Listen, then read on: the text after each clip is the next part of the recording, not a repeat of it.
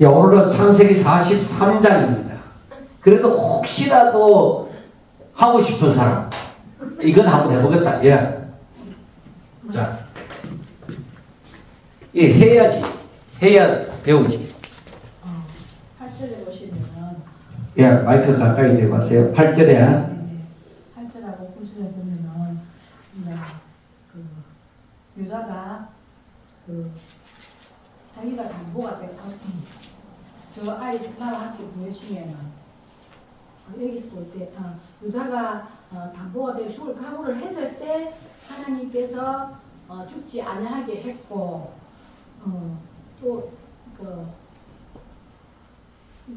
그때는 제가 어떤 생각을 했느냐면 이 죽을 각오를 한다 하는 게 우리의 그 일반 생활 속에서도 죽을 각오를 하면은 내가 하는 것이 아니고 하나님이 일을 하시구나 하는 그걸 제가 느꼈고, 또 예수님도 십자가에 죽으심으로 다시 부활이 있었듯이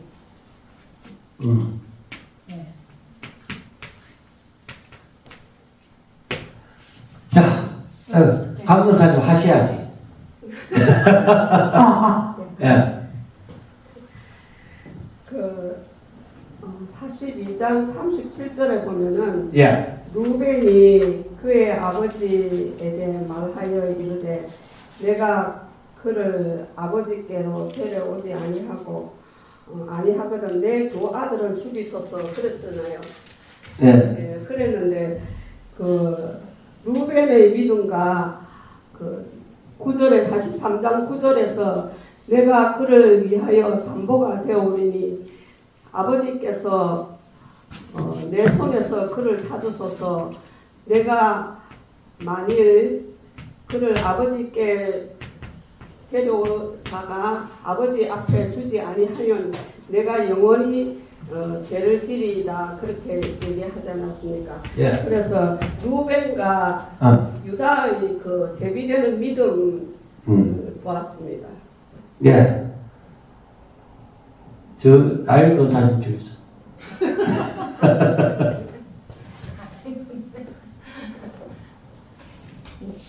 조금이라도 준비하고 계시면 하세요. 14절에 보면은 예. 내가 자식을 잃게 되면 이르리로다. 예. 이거는 이제 하나님께, 이 말은 하나님께 모든 걸 맡기겠다라고 제가 생각을 해봤습니다. 예. 그리고 이제 그 야곱이 절대 떨어지고 싶지 않았던 예. 베냐민을 내려놓으면서 그 베냐민 그 보내야겠다고 결정을 할 수 있었던 이유가 무엇인지도 궁금했고요.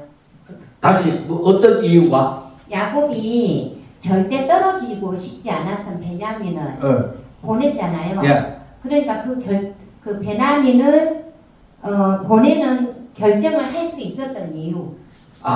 베냐민을 보낼 수밖에 없었던 이유. 예. 자, 그다음 장로님도 한번 하실래요? 저는 사양하겠습니다. 예, 잘하셨습니다. 이현희 권사님 하실래요? 패스하래요? 예. 우리 박전디 씨한테 한번 하실래요? 예, 그럼 예. 자, 우리가 이 43장을 보면서 이제 하나님의 승리를 봐야 돼요. 사실 이게 하나의 그 쌀 사러 가는, 양식을 사러 가는 하나의 과정이다 말이에요. 하나의 과정인데 이 가운데서 하나님께서 무엇인가를 원하심이 있다는 것이죠. 자, 애굽이 아니라 그 모든 그 지역에 있어서 흉년이 7년이나 되는 거예요. 풍년일 때 그때에 사실 사람들은 먹을 것이 많으면은 뭐 별 걱정을 하지 않죠. 왜냐하면 내년에도 또 먹을 것이 많으리라 이런 생각을 하는 거죠. 그런데 흉년이 들기 시작해가 첫 해는 뭐 흉년 들어도 그것도 있던 거 가지고 어떻게 먹고 산다고 하더라도 흉년이 7년이나 드는 거야. 그러니까 흉년이 7년이나 들었다는 것을 생각해 보면은 왜 풍년 7년을 주시고 왜 흉년을 7년이나 주셨을까 할 때에 어떤 7이라는 숫자의 의미도 둘 수가 있지만은 그것보다는 긴 시간이다 이 말이요. 긴 시간인데 그런데 여기에서 하나님께서 물론 요셉을 드러내기 위한 것도 있지만은 요셉이 국무총리로 애굽의 국무총리가 될 수밖에 없는 그런 실정으로 만든 것도 있지만은 하나님께서 아브라함으로부터 이삭으로부터 야곱으로 이르기까지 그 야곱의 생애에 있어갖고 아브라함과 이삭과는 다르게 이 야곱에게 있어서 문제점이 있는 거예요. 뭐가 있느냐? 야곱은 거짓말로 해서 어떤 면에서는 거짓말로 해서 그 장자권을 빼앗은 거잖아요. 아비도 속이고 형도 속이고 그렇게 하면서 했는데 야곱에게 있어서 일어나는 사건이 바로 야복강가에 일어나는 사건입니다. 야복강에서 이걸 건너기 전에 일어난 사건이 뭐냐 이거예요. 먼저 그 자신의 식구들을 전부 다 분류를 하잖아요. 내게서 먼 자부터 시작해서 전부 다 먼저 보내고 또 가까운 자를 가장 늦게 보내고 이렇게 하면서 자기만 남게 되잖아요. 자기만 남아서 끝까지 이제 그 하나님의 천사하고 끝까지 싸우다가 한두 배를 칠 때야 그때서야 이제 끝났다 해서 이제 나를 살려주지 않으면 안 보내겠다 하는 그러한 굴복이 있게 되어지는 거죠. 그래서 여기에서 형 에서를 만날 때에 오히려 자기가 먼저 나아가잖아요. 이 장면을 가만히 생각해 보면은 우리가 오늘 장면을 또 생각해 볼 수 있는 거야. 그러면서 하나님의 승리를 우리가 생각해 볼 수 있는 거예요. 어떻게 생각해 보느냐? 자, 야곱이 이제 흉년 7년이 들어서 처음에는 가서 이제 쌀을 사가 오는데 양식을 사갖고 오는데 여기에서 붙잡혀 있는 자가 있잖아요. 시몬이 붙잡혀 있고 그리고 베냐민을 데리고 가야 되는 또 양식을 사러 가면은 베냐민을 데리고 가야 되는 문제점이 있다는 거죠. 그러니까 흉년 7년이라는 것은 한 양식을 1차적으로 사가지고 와서 문제는 더 커지죠. 그래서 야곱이 그러죠. 야, 너가 왜 너희들 동생이 있다고 말을 했냐? 그래, 너희들이 말을 안 했으면 좋았을 건데 말을 해가 왜 이렇게 나를 괴롭히냐? 그런데 유다가 얘기를 하죠. 어쩔 수 없었다. 우리도 그 얘기를 하려고 했는 것이 아니라 어쩔 수 없이 얘기를 했다고 얘기를 하죠. 그런데 야곱도 어떤 면에서 이 자기 자식들을 어떻게 얘기할 수 없는 게 얘기를 들어보면은 어쩔 수 없이 얘기를 정탐꾼으로 몰아붙이기 때문에 그렇게 하다 보니까 얘기가 나와진 것인데 그때 마침 또 동생이 있다고 하니까 동생을 데리고 오라고 그렇게 했단 말이에요. 그러니까 야곱은 지금 요셉을 알지 못하고 그의 자녀들도 요셉을 자기 동생 그 요셉을 알지 못하는 입장에서 사실 이거는 엄청난 문제입니다. 엄청난 문제인데 여기에서 이 베냐민은 어떤 존재냐? 자기가 사랑하는 그 아내 라헬의 자식이고 막내잖아요. 그런데 라헬의 자식 가운데서는 요셉이 있고 베냐민이 있습니다. 요셉이 있고 베냐민이 있는데 요셉을 벌써 야곱의 생각에는 죽었다 이 말이에요. 그러면 사랑하는 아내의 아들로서 아내도 죽었는데 그 아내의 아들로서 베냐민 뿐이다 이 말이에요. 그것도 큰 자가 아니라 작은 자, 막내다 말이에요. 야곱이 놓고 싶겠습니까? 보내고 싶겠습니까? 그러니까 최대한으로 버틸 때까지 버티려고 하는데 흉년이 7년이나 되어요. 벌써 양식을 사러 2번이나 갔다 올 수 있는 시간이었는데 야곱이 끝까지 베냐민을 붙들고 있으려고 하다 보니까 그 기회가 다 지나가고 숨이 딸깍 넘어가는 그 위기의 순간에 딱 오게 되어진 거죠. 아하, 하나님이 흉년을 길게 하신 풍년도 길게 하셨지만은 흉년도 길게 하신 이유가 있구나. 이게 바로 뭐냐? 인간이 가는 순간까지 가는 거다. 사람은 자기가 사랑하는 거, 자기가 의지하는 거 놓고 싶지 않습니다. 버틸 때까지 버텨요. 이게 인간의 어떤 근성이다. 그러니까 이 야곱을 보면서 이 지렁이 같은 너 야곱아 하는 그걸 우리가 생각해 볼 수 있는 거예요. 그래. 참 나라고 생긴 존재가 별거 없구나. 나도 야곱에서 벗어날 수가 없다. 나도 사랑하는 것을 붙들고 놓지를 못한다.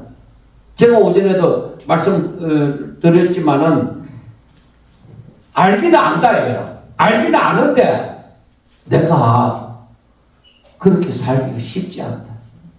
내가 오직 내 자신의 모든 것을 포기하는 죽은 자와 같이 포기하는 그게 쉽지 않다 이 말이에요. 그래서 인간에게는 누구에게나 그게 있어요. 그런데 진짜로 다 포기하고 살아가는 삶. 그래서 우리가 CCM 복음성가에도 그런 거 있잖아요. 예수님처럼 바울처럼 살 수 없을까? 그렇게 모든 것을 내게 유익하는 것을 다 해로 여기고 오직 주를 더 알기 원하는 그 마음만을 가지고 살 수 없을까? 그거예요.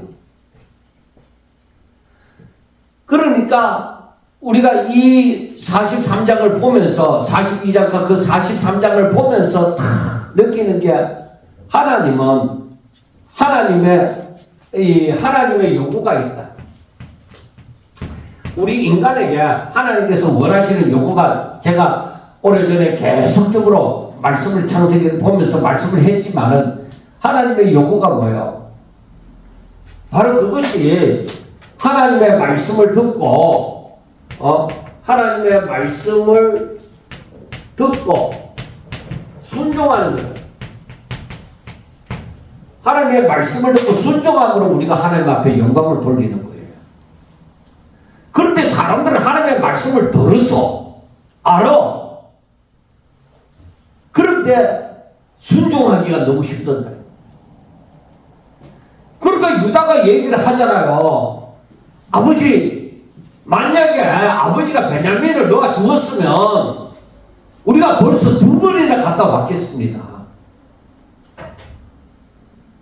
사람은 자기가 사랑하는 걸 놓기가 이렇게 힘듭니다.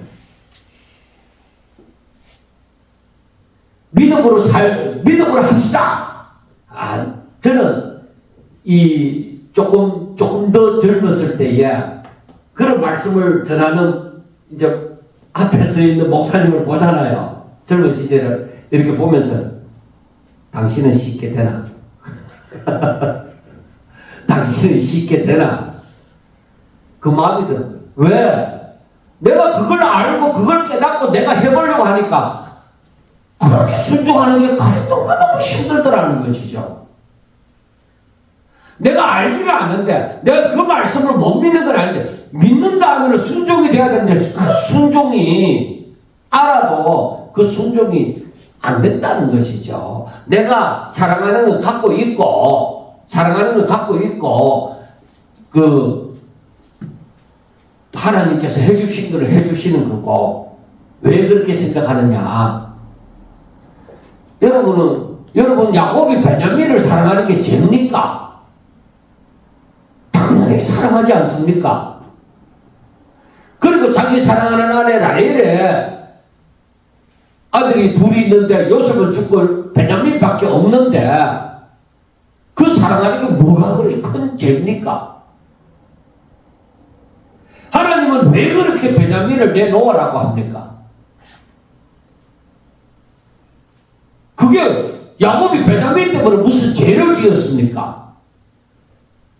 사랑한다는 것 뿐이잖아요. 내가 잘못한 것은 베냐민을 사랑하는 것 뿐이다. 내가 요셉을 사랑하고 베냐민을 사랑했지만 요셉을 잃어버리고 이제 그 남은 이 형제 중에 하나, 이 베냐민을 내가 사랑하는 게 뭔 책이냐 이거예요. 야곱이 아마 그 양식을 2번이나 사러 갔다 왔겠습니다 하는 걸 보면은 오랜 기간이 거쳤다는 것이죠. 야곱이 얼마나 밤새도록 고민을 했겠습니까? 그러니까 이 유다가 아버지한테 말하기를 뭐라고 하느냐? 이제 아버지가 얘기하죠. 베냐민을 데리고 가야 된다는 것도 이 야곱이 알지만은 얘들아 이제 양식이 다 떨어졌으니까 다시 가서 양식을 좀 사오너라. 그 아직까지 흉년이 계속 되는 거죠. 이때 만약 흉년이 끝났으면 이 일이 안 일어나는 거야. 아하, 하나님께서 야곱을 이미 아시는데 흉년을 기르게 하신 이유가 있구나. 절대로 하나님께서 모르시고 하는 일이 아니다. 그렇게 길게 하신 이유가 있구나. 왜? 야곱이 쉽게 포기하지 않을 거다.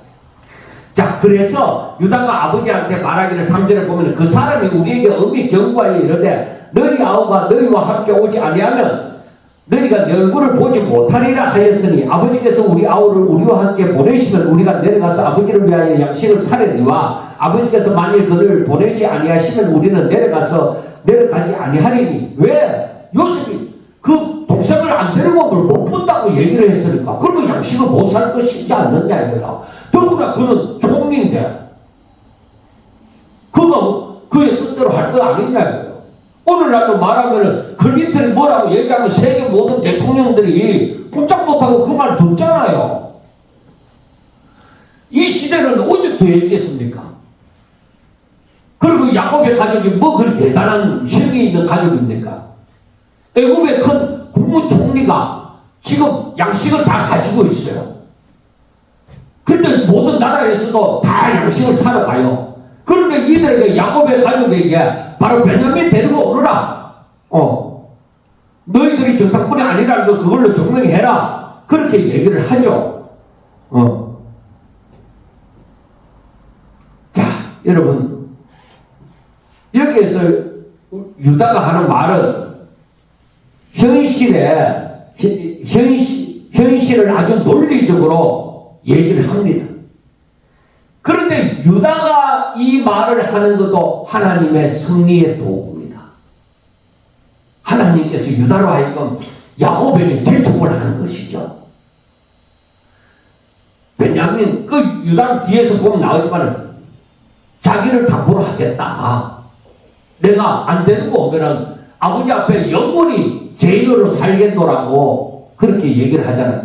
그러니까 유다는 자기가 책임질 꼭 아버지 사랑하는 아들 베냐민을 데리고 오겠습니다 하는 그 각오로 얘기를 하는 것이지만은 그런데 사실은 이것이 유다를 드러내는 모습이기도 하지만은 바로 이것이 이 유다의 이 모습이 예수님이 바로 사람들의 죄를 짊어지시는 그 하나의 예표가 되어지기도 합니다. 담보가 되어지겠다. 그런데 여기에서 유다가 지금 야곱에게 이렇게 얘기하는 것은 어떤 면에서는 야곱을 포기하는, 자기 사랑하는 것을 포기하는 그 훈련을 하는 거예요. 야곱이 이 야복강가에, 우리 사람들은 야복강가에 이 일을 두고서 한두 배를 때려쳤는 그 부분에서 야곱이 꺾겠다고 하지만 여러분 그것으로 끝난 게 아니에요. 야곱이 그래서 성장이 된 게 아니에요. 그거는 1단계. 야곱이 이방에 살다가 그리고 외삼촌 라반의 집에 살다가 돌아올 때에 이제 다시금 야곱의 이제 믿음의 1단계가 성장하는 거죠. 그런데 야곱의 삶이 어땠어요? 숙곡과 세겜을 지나서 한참 베델로 바로 가지 아니하고 베델로 올라가야 된다 하면서도 오다 보니까 세겜 땅이 너무 좋거든. 그러니까 세겜 땅에 살아버렸어요. 아직까지 야곱이 덜 됐다 하는 게 나오잖아요. 그리고 하나님이 그 세겜 땅에서 그 문제를 일으키고 주변으로 하여금 이제 두렵단 말이에요. 그래서 하나님이 다시 베델로 올라가라 할 때에 그때 다시 베델로 올라가잖아요. 그래 이게 지금 아직까지 야곱이 덜 됐다는 거거든. 그러니까 온전히 하나님의 말씀을 듣고 따르도록끔 순종하도록끔 하나님께서는 이 야복강가에서만 아니라 이제는 베냐민을 놓아야만 되는 자기의 사랑하는 것을 온전히 내려놓는. 그래서 야곱이 하는 말이 우리가 14절에 보면은 전능하신 하나님께서 그 사람 앞에서 너희에게 은혜를 베푸사 그 사람으로 너희 다른 형제와 베냐민을 돌려보내게 하시기를 원하노라. 내가 자식을 잃게 되면 이르리이다. 그래 이게 뭐냐면은 하나님이 너희에게 은혜를 베푸사 하나님이 너희에게 은혜를 베푸사 이래 하기를 원하는데 만약에 하나님이 이 시몬과 베냐민을 놓아주지 않으면 그리고 내가 사랑하는 그 베냐민을 잃게 된다면 내가 이르리이다. 이게 뭐냐? 자기가 죽는 거예요. 내 사랑하는 걸 그냥 포기하는 거예요.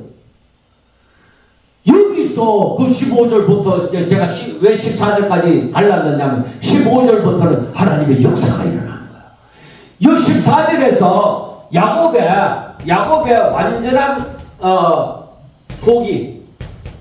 야곱의 포기는 뭐예요? 오직 하나님을 향한 은혜를 바라는 믿음이에요. 하나님께서 해주시면 할 것이다. 하나님이 해주시면 된다. 그런데 하나님이 안 해주시면 내가 이르리이다 하는 거죠. 자, 그래서 유다가 하는 말이 아버지가 애굽의 국무총리가 그렇게 얘기했기 때문에 베냐민을 꼭 보내주셔야 됩니다. 너희 아우가 너희와 함께 오지 아니하면 너희가 내 얼굴을 보지 못하리라. 이것은 지금 야곱을 성숙시켜가는 그러니까 온전히 하나님만 믿고 따르게 만드는 그 과정이에요. 믿음의 조상이들 있잖아. 그래서 우리가 알아야 돼요. 야곱에게는 이 자기의 사랑하는 것을 놓게 만듦이 필요한 거예요. 오직 하나님. 여러분, 오직 하나님. 우리에게는 오직 하나님. 이런 믿음이 있어요. 그래서 여러분 보세요. 아브라함이 사랑하는 자가 누구겠습니까? 이삭이에요. 아브라함이 사랑하는 자가 이삭인데 하나님께서는 바로 그 자식을 번제로 드리라고 해요. 100세에 낳은 아들. 사라는 이제 아이를 더 놓을 수도 없는 입장입니다. 놓을 수 없는 입장에서 하나님이 주셔갖고 이삭을 얻었는데 이제는 더 이상 놓을 수도 없는데 이삭을 번제로 드리라는 거예요. 그래서 너 것이 아니야 내 것이다. 네가 내 말을 믿느냐? 그럼 아브라함의 믿음이 어떤 거예요? 하나님이 이삭과 언약을 했으니 이삭으로 말미암아 언약을 했으니 하나님이 이삭을 죽은 자 가운데서 다시 살리십니다. 히브리서 11장에 보면 그렇게 나온다. 그러니까 하나님의 약속의 말씀을 믿고 진짜 눈에 넣어도 안 아프는 그 이삭을 내보내는 거죠. 사지에 내보내는 거죠. 베냐민은 지금 야곱이 놓는 것도 그냥 사지에 내보내는 거죠. 하나님은 우리에게 원하는 게 이 네가 네 눈에 보이는 사랑하는 거, 네가 의지하는 거, 너의 힘이 되는 거, 그건 돼야 돼.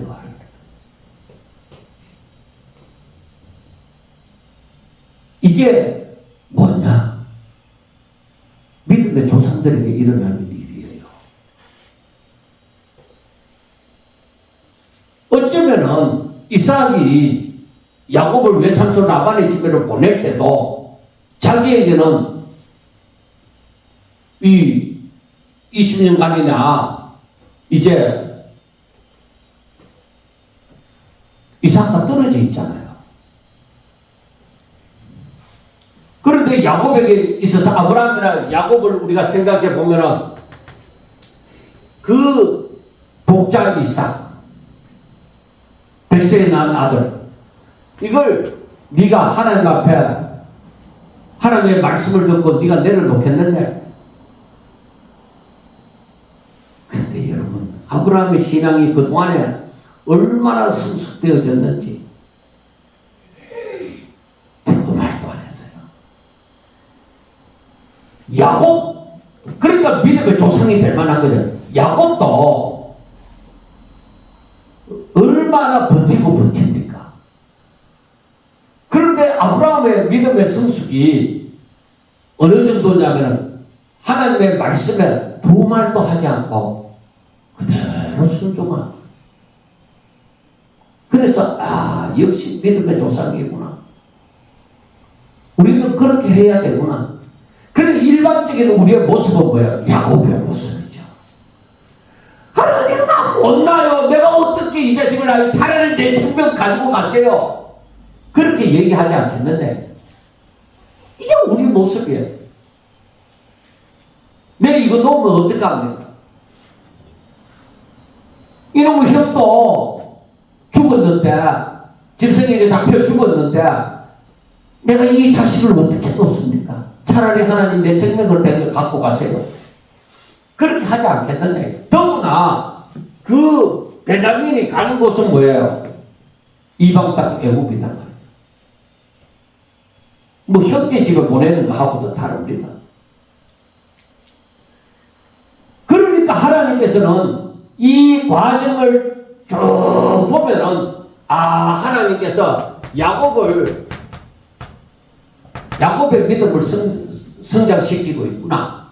포기할 때까지 흉년이 임하는 거죠. 그래 이 일이 가만히 보면은 정말로 야곱도 자기가 가장 사랑하는 것을 하나님께 온전히 맡기도록 요구를 받고 있는 거예요. 그런데 야곱이 당장 순종이 안 되는 거죠. 그런데 하나님은 끝까지 내려놓으라고 하는 거죠. 그래서 우리는 알아야 돼요. 내가 믿음으로 산다는 것은 내 눈에 보이는 거, 내가 사랑하는 거, 그걸 온전히 하나님 앞에 맡기는 것이구나. 내려놓는 것이구나. 그러니까 믿음이 뭐냐? 믿음은 바로 손에 잡히지 않는 것을 잡은 것처럼, 보이지 않는 것을 보는 것처럼, 그리고 하나님의 약속이 있잖아요. 그런데 여러분, 만약에 베냐민이 죽으면 어떻게 되죠? 요셉이 죽음을 당한다고 생각했을 때도 얘기를 했지만 베냐민이 죽으면 12지파가 안 나오는 거죠. 그래서 하나님께서는 하나님의 뜻을 이루시면서 해나가는데, 그래 유다의 말도 야곱이 체념할 수밖에 없도록, 우리가 베냐민 안 데려가면 그 사람 못 봐요. 양신도 못 사와요. 유다가 아버지 야곱을 압박하는 것이 아니라 사실을 얘기하지만은 그것은 실제적으로 하나님의 섭니다. 그래서 야곱이 뭐라고 얘기해요? 6절에 너희가 어찌하여 너희에게 또 다른 아우가 있다고 그 사람에게 말하여 나를 괴롭게 하였느냐. 그러니까 그동안에 야곱은 이렇게 괴로워하고 있었던 것이죠. 7절 그들이 이르되 그 사람이 우리와 우리 친족에 대하여 자세히 질문하기를 이르기를 너희 아버지가 아직 살아계시냐 너희에게 아우가 있느냐 하기로 그 묻는 말에 따라 그에게 대답한 것이니 그가 너희 아우를 데리고 오라 할 줄을 우리가 어찌 알았나이까 하고 얘기합니다. 그러니까 이것은 뭐냐면은 야곱의 첫째 야곱의 불평입니다. 야곱의 불평. 왜 나를 너희들이 그렇게 동생이 있다고 해갖고 왜 나를 이렇게 괴롭게 만들었냐 불평입니다. 그런데 유다는 뭐요? 아예 우리는 자연스럽게 되어지는 대로 우리가 말을 했습니다. 그런데 여러분 하나님께서는 인간의 이 불평조차도 하나님의 섭리 가운데서 사용을 하신다는 것입니다.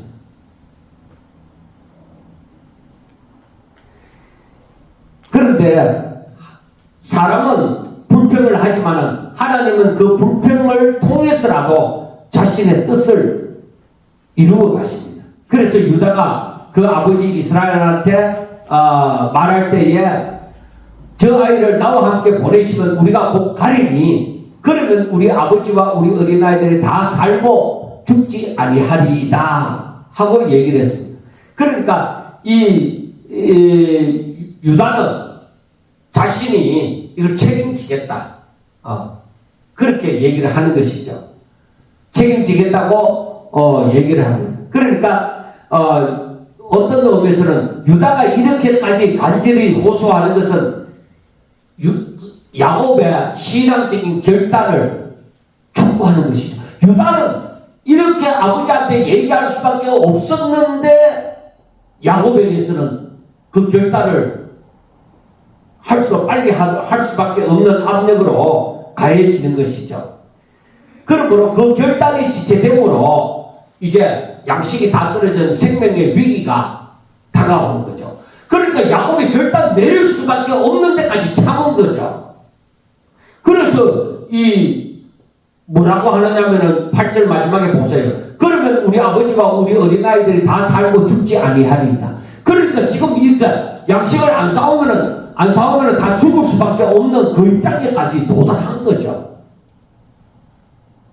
여러분, 이게 바로 뭐냐? 우리 인간의 그 모습을 두고 얘기합니다. 사람이 막다른 골목에 이를 때까지 항복을 안 하는 거야. 막다른 골목에 이를 때까지 사람이 항복이 안 돼. 그러니까 제가 진짜 하나님을 알고 신학교를 다니고 그리고 어느 순간에 내가 이걸 깨닫는 순간부터 믿음으로 산다. 이걸 깨닫고 그 다음부터 믿음으로 살기를 바랐지만은 수십 년간 이게 안 됐다는 거죠. 설교는 이렇게 했지만은 안 됐다는 거죠. 그 야곱의 모습이 그거예요. 지금 이제 양식을 안 사오면은 모든 가족이 자식들이 다 죽음의 위기에 내몰아지는 거예요. 그래서 유다가 하는 말이 우리가 아버지께서 베냐민을 놓아서 우리와 함께 보내면은 우리와 아버지와 우리 어린아이들 자식들까지도 살고 죽지 않을 것입니다. 지금 죽음의 위에까지 도달했다는 거죠. 그러니까 아버지 내가 그를 위해서 내가 담보가 되겠습니다. 내가 책임지겠습니다. 아버지께서 내 손에서 그를 찾으소서. 그러니까 내가 분명히 베냐민을 내 생명같이 여기겠다는 것입니다. 이게 바로 뭐냐? 유다가 정치적인 장자가 되어지는 모습이에요. 아까 권사님 말씀한 것처럼 베냐민은 뭐냐? 베냐민은 어쩌면은 감정적인 호소예요. 이거는 책임이고. 그 자기 아들을 어떻게 담보를 42장에서 아들을 담보로 하는 것은 바로 그건 어떤 감정적인 그런 부분인 것입니다. 그래서 아버지께서 내 손에서 그를 찾으소서. 내가 만일 그를 아버지께 데려다가 아버지 앞에 두지 아니하면 내가 영원히 죄를 지리이다. 우리가 지체하지 않았더라면 벌써 2번 갔다 왔으리이다 하고 얘기를 합니다. 그러니까 야곱은 개인적인 그 애정, 즉 베냐민을 향한 애정, 그리고 공동체의 그 생존, 온 가족이 죽느냐 사느냐 하는 그 생존 사이에서 선택을 강요받고 있는 것이죠. 그런데 여러분, 사실적으로 내가 야곱이 베냐민을 붙들고 있다고 문제가 해결되는 거 아닙니다. 내가 나를 위해서 내 눈에 보이는 것을 붙들고 있다고 내가 구원을 얻는 거 아니고 내 삶이 윤택해지는 거 아닙니다. 11절에 보면은 그들의 아버지 이스라엘이 그들에게 이르되 그를 할진대 이렇게 하라 하고 이제 답변이 나오는 거죠. 그게 바로 이 야곱의 이게 2가지 면이 있는데 하나는 야곱의 그 인간적인 방법입니다. 그러니까 어떤 면이 있었느냐면은 야곱이 그 에서 앞으로 이제 그 종들부터 시작해갖고 짐승들을 보낼 때에 그러니까 먼저 에서의 마음을 이렇게 유순하게 만들기 위해서 그 예물을 보내잖아요. 그거와 마찬가지로 너희는 이 땅의 아름다운 소산을 그릇에 담아 가지고 내려가서 그 사람에게 예물로 드릴지니 하고 얘기를 합니다. 그런 모습이라고도 생각하고 하나는 이것이 사람에 있어서 순종의 표현이다. 그 상대에게 최선을 다하는 순종의 모습이라고도 우리가 볼 수가 있습니다. 그러나 이것은 야곱이 어떻게 하든지 상대방의 마음을 부드럽게 만들어서 에서에게 항하는 것처럼 부드럽게 만들어서 이 베냐민을 살려달라는 그것입니다. 그러면 하나님이 원하시는 게 무엇이겠느냐?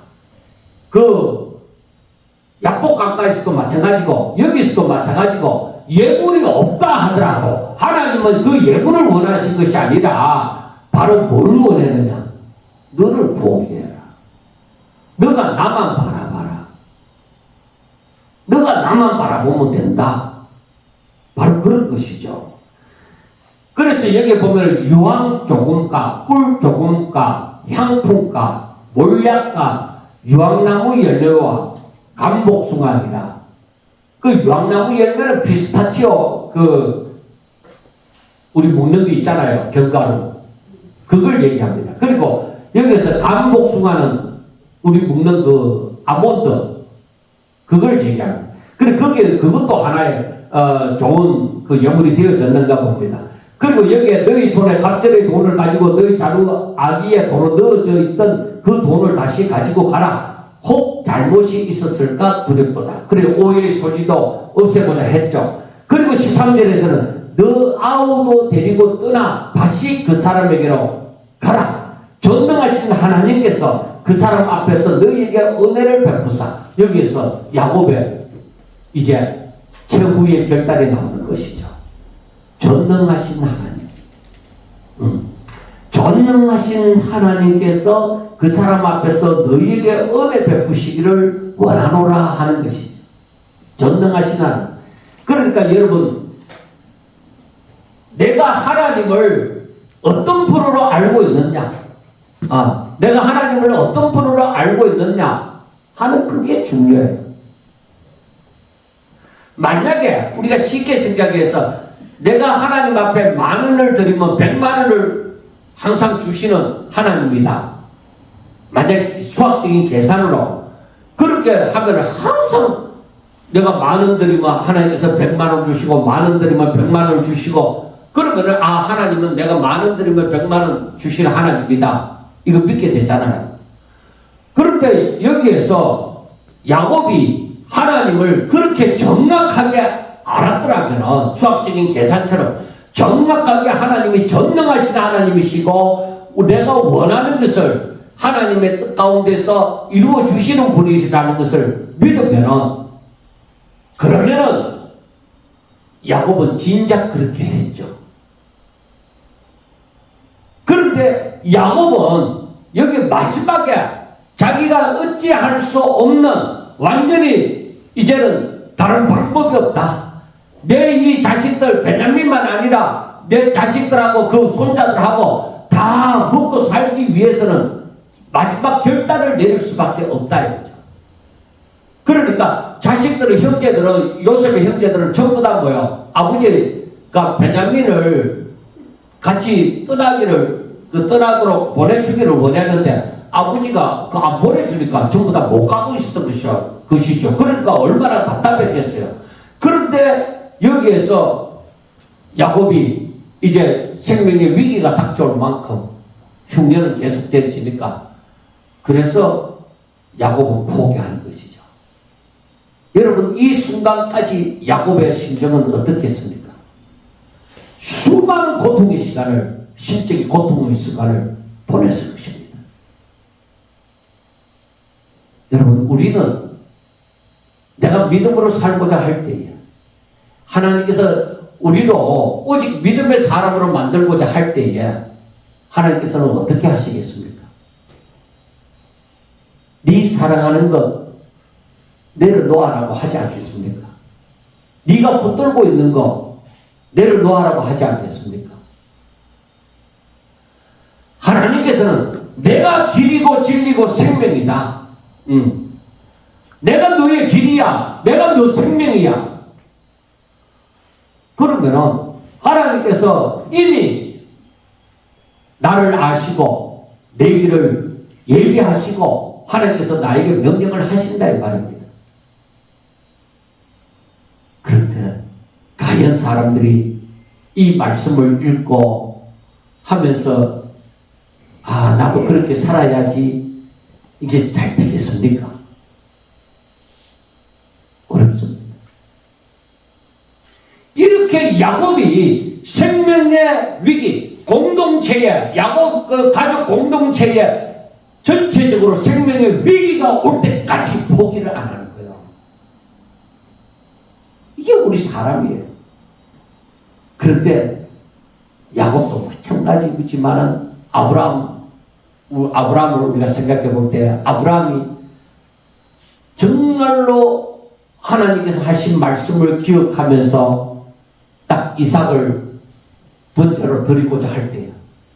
장난이 아니잖아요. 진짜 칼을 들어서 각을 뚫려고 했으니까. 그래 하나님께서 뭐라고 해요? 아브라함에게 너 사랑하는 독자 이삭이라도 진짜 아끼지 아니하고 내게 드리고자 함을 보았다. 그래 그게 뭐예요?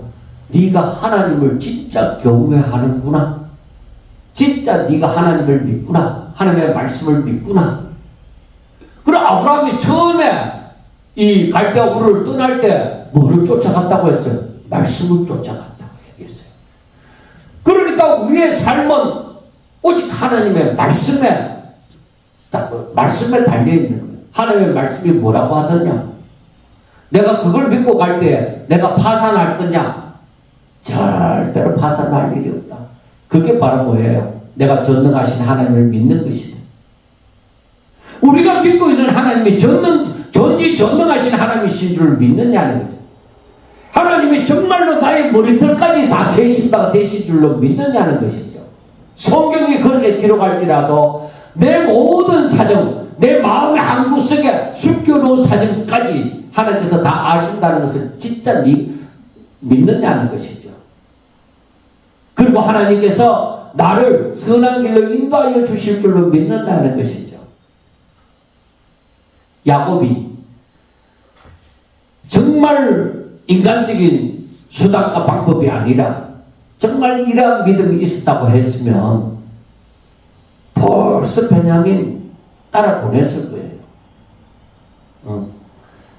그래서 우리는 여기서 생각을 해야 됩니다. 하나님께서 우리로 하여금 우리는 하나님의 그 마음을 지금 우리가 이 성경을 보니까 알잖아요. 하나님께서 이렇게 하셨구나 하는 거 알지만 하나님께서 우리에게 진짜 어찌할 수 없는 환경에 도달하게 할 때가 있단 말이에요. 그러니까 내가 이것을 놓으면은 너무 허무해지는데, 내가 아무것도 붙들 것이 없는데, 이렇게 생각이 되더라도 진짜 내가 놓을 수 있겠느냐?